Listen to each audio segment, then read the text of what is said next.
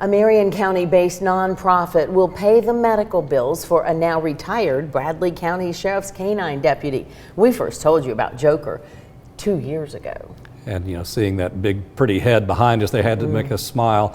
Joker had a rough time. A couple years ago, while looking for suspects, Joker had to undergo multiple surgeries. 6 juveniles were arrested for their involvement in that incident, as well as several auto burglaries.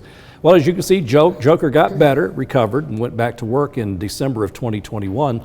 Last year, the state legislature passed a bill increasing the penalty for shooting a K-9. The crime is a Class D felony and gives the DA the ability to increase the charge if the dog dies. Well, thankfully, Joker is still with us. Yeah.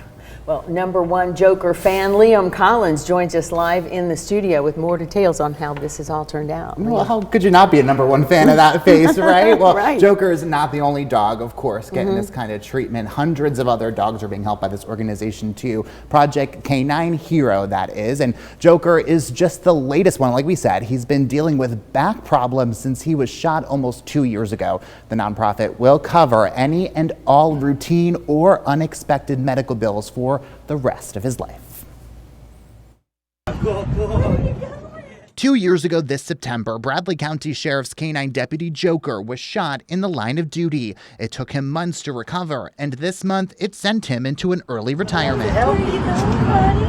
He went through several surgeries to his head and neck, which caused back problems. And I noticed at some point that no one was there to help them in retirement. In Joker's retirement, Jason Johnson and his nonprofit are stepping in so his handler turned full-time dog dad, Deputy Eduardo Chote, won't have to worry about a penny.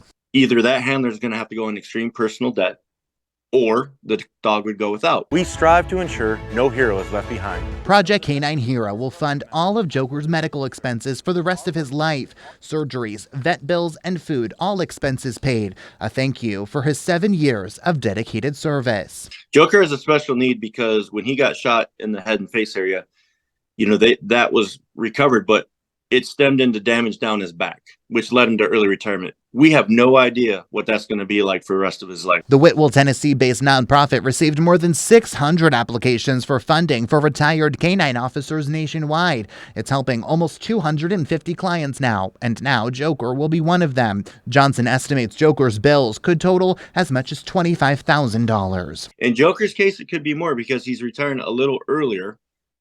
Because of the medical. So, a lot of dogs won't retire till they're 10 or 11. Johnson started the nonprofit after almost 30 years of military and law enforcement experience training canines. After his K-9 Flash retired, he wanted to help other police dogs too. When they retire, the agencies they worked for often can't afford to care for them.